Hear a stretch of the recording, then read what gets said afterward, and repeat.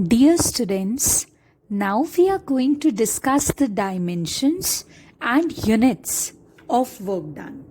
We know that work done is equal to force into displacement, okay? And force is mass into acceleration. So work done becomes mass into acceleration into displacement. So let's dimensionally analyze work done. Mass has the dimensions capital M. Acceleration is velocity per unit time. So, velocity per unit time. Velocity is displacement per unit time. So, displacement per unit time is LT minus 1. Because displacement is L, time is T. So, LT minus 1 upon T. Acceleration becomes LT minus 2. Displacement is L. So work done has the dimensions ML2 T minus 2. Now let's talk about the units of work done. There are two types of units of work done. One of them are known as absolute units and the other are known as gravitational units. So what are absolute units of work done and what are gravitational units of work done? If you remember, force is measured in two ways, in absolute units and in gravitational units. Now, absolute system also has SI and CGS systems involved in it. The same way, gravitational units also are categorized into two categories, SI and CGS. So now let's talk about absolute units of work done. So absolute SI unit of work done is joule. 1 joule work done is equal to Fs cos theta. You know that. Cos theta has no units because it's base upon hypotenuse.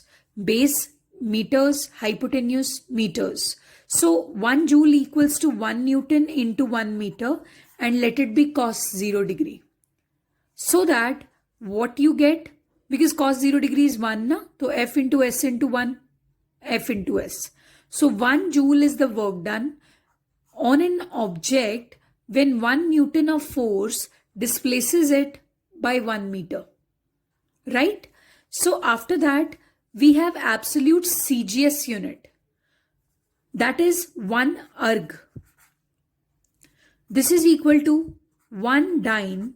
Force is measured in dyne in CGS system and displacement in 1 centimeter.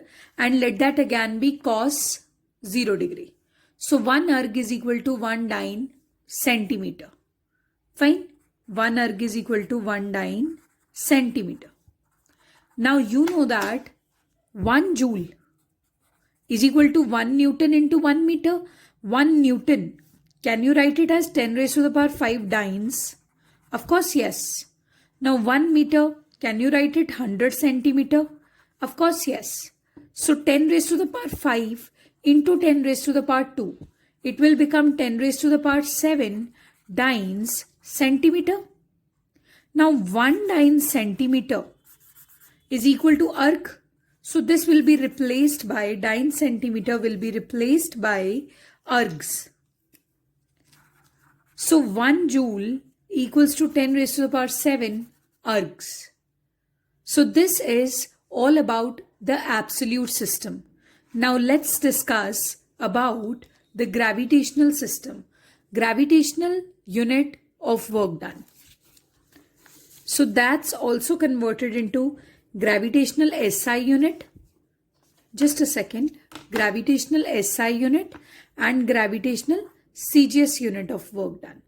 So you know that gravitational SI unit of force is 1 kgf, 1 kilogram force. Gravitational CGS unit of force is 1 gram force. So work done has the unit, work done की gravitational SI unit होती है 1 kg meter. When force of 1 kilogram displaces the object by 1 meter, then the work done is known as 1 kilogram meter. And 1 kilogram meter You know that it is 9.8 Newton. I explained you earlier 1 kilogram force is equal to 9.8 newtons, and this is meter. And Newton meter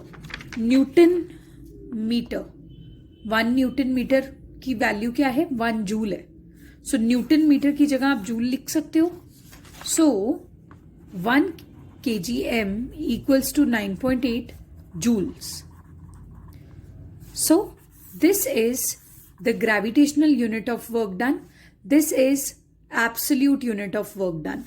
This is gravitational SI unit of work done, and this is absolute SI unit of work done. Now next concept is we'll talk about gravitational CGS unit of work done. So this is equal to 1 gram centimeter. So 1 gram force when it displaces the object by 1 centimeter. Cos 0 degree तो रहेगा ही. So we know that 1 gram force is equal to 980 dynes. I've explained this earlier. So 980 dynes into 1 centimeter. 980 dynes centimeter. So now dynes centimeter will be equal to